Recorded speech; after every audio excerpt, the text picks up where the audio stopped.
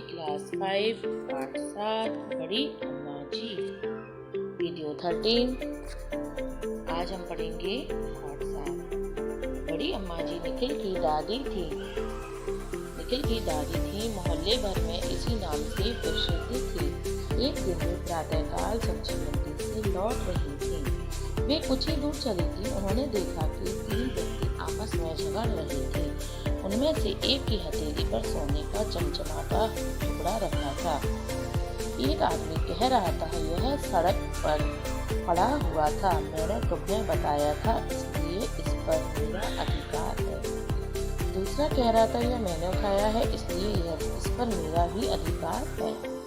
तीसरा कह रहा था, वाह भाई वाह, हम तीनों ही साथ साथ थे, तीनों को ये टुकड़ा मिला है, इसलिए इस पर हम तीनों का ही अधिकार है।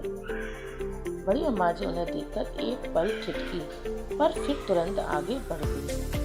उन्होंने सोचा कि मैं अपने रास्ते पर जाऊं।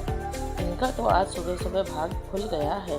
परंतु वे दौड़ते हुए उनके पास आए और कहने लगे, अम्मा जी, आप इस बात को किसी से ना कहना, हम तो गरीब आदमी हैं।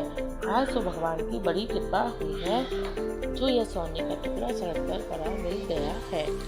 हमारे दुख दारिद्र कुछ दिनों को मिट ही जाएंगे।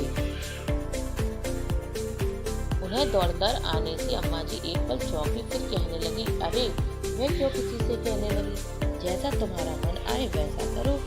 पर अच्छा तो यही था कि तुम इसे खाने में जमा करा दीजिए, जिसकी चीज होगी उसे मिल जाएगी। एक आदमी अम्मा जी के पैरों पर गिर पड़ा और कहने लगा, अम्मा जी हम तो ऐसा ही करते, पर हम इतने गरीब हैं कि हमारे पास पेट भरकर खाने के लिए भी कुछ भी नहीं है। हमारे बच्चों के पास ना पेट भर खाने के है, ना तन ढकने के लिए कपड़ा है, इसलिए मजबूरी में ये पाप करना पड़ रहा है। अम्मा जी चुप रही। तभी दूसरा आदमी कहने लगा, माता जी हम इस टुकड़े के 4 बराबर हिस्से कर लेंगे, जिसमें एक हिस्सा आपका भी होगा। ना भाई ना, मेरे पास तो भगवान का दिया बहुत है, पराये माल से कोई धनवान नहीं बन सकता, सुख नहीं पा सकता, तुम यह अपने ही पास रखो, अम्मा जी बोली। तीसरा आदमी बोला, नहीं माता जी, अब तो आप ही इसमें हिस्सेदार होगी, हमारा यह उसूल है कि हम चीज को मिल बांट कर लेते हैं। हम तीनों के साथ साथ आपने भी तो सोने का टुकड़ा देखा है, फिर भला इसमें आपका हिस्सा क्यों ना होगा, हम तो आपको देकर ही मानेंगे। हाँ यह ठीक है, जब सभी को हिस्सा मिल जाएगा तो फिर किसी के पुलिस में शिकायत करने का डर भी ना रहेगा। पहला आदमी बोला। अम्मा जी बहू तेरी नाना करती रही, पर तीनों आदमी सोने के टुकड़े को 4 भागों में तोड़ने में जुटे रहे। सोने का टुकड़ा भारी और ठोस था, भला कैसे टूट सकता था। हारकर एक आदमी ने उसे बड़ी अम्मा जी के हाथ पर रखते हुए कहा, आप बड़ी हैं और आप हमारी पूछ हैं, इसलिए आप ही बराबर बराबर 4 भागों में बांट दीजिए।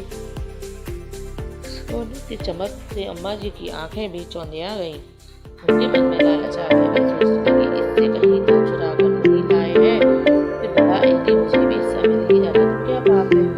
अम्मा जी ने सोने के टुकड़े को तोड़ने की बहुत कोशिश की, पर वह नहीं टूटा। तभी एक आदमी बोला, माता जी जल्दी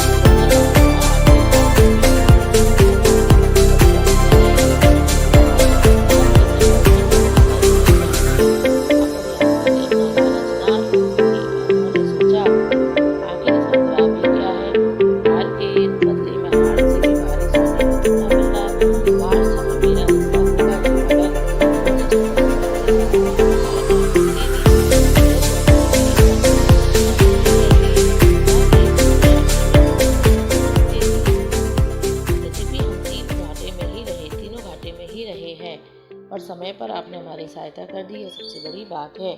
फिर यह तो माँ है, माँ से बराबरी कैसी? अच्छा माता जी नमस्ते।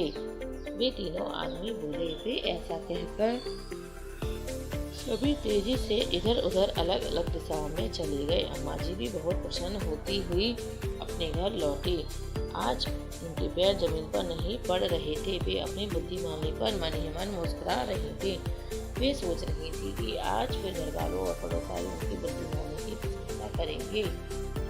वे अपनी तेजी और अक्लमंदी के लिए सभी में प्रतिबंधित प्रसिद्ध थी। बड़ी अम्मा जी घर लौटी। निखिल के पिताजी ऑफिस जा चुके थे। उन्होंने निखिल की माँ को सारी बातें हंस कर बतलाई। निखिल की माँ को शक हुआ, पर वे उस समय कुछ ना बोली और हाँ हूँ करती रही। खाना पीना खत्म होने के बाद दोपहर में निखिल की माँ बोली, अम्मा जी चलिए उस सोने को दिखा लाएं। अरे बहू शुद्ध सोना है, मेरी अनुभवी आंखें पहचाने में भूल नहीं कर सकती। तू तो बेकार में ही संदेह कर रही है। निखिल की माँ बोली, अम्मा जी चलिए तो तुलवाकर उसके वजन का ही पता कर ले। इससे उसके मूल्य व उसके लाभ का भी पता चल जाएगा। आपको भगवान का प्रसाद भी तो बांटना है ना। अरे हाँ, यह तुमने अच्छी बात याद दिलाई, अम्मा जी ने कहा और वे झटपट बाहर जाने के लिए तैयार हो गईं। सुनार ने सोने के टुकड़े को अच्छी तरह से निरख परख कर बताया, माताजी यह तो पीतल का टुकड़ा है, इस पर सोने की पॉलिश की हुई है। यह सुनकर माताजी का दिल धक से रह गया। हाय रे कहकर वे वहीं बैठ गईं। कुछ देर बाद जैसे तैसे घर वापस लौटी। 2-4 दिन बाद उनसे खाना न खाया गया। वे बार बार स्वयं को कोसती रही। जरा से लालच में फंसकर वे अपना भारी नुकसान कर बैठी थी। फ्रेंड्स, आपको क्या समझ में आया